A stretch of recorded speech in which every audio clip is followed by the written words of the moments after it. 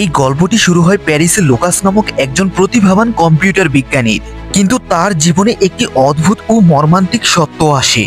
Lucas জানতে পারে যে তার মস্তিষ্কে একটি বিরল রোগ রয়ে গেছে, যেমন তার স্মৃতি বিকল হবে, ভাষা হারাবে, দিনে দিনে তার নিজের বোঝার ক্ষমতা দমন হবে। এক সন্ধ্যায় লুকাস একটি ক্যাফেতে দেখা করে ব্লাসে নামক এক রহস্যময়ী নারীর সাথে। ব্লাসে যিনি স্পষ্ট দর্শন শক্তির প্রদর্শন করেন, আর তার ব্যক্তিত্ব দ্বারা লুকাস আকৃষ্ট হয়।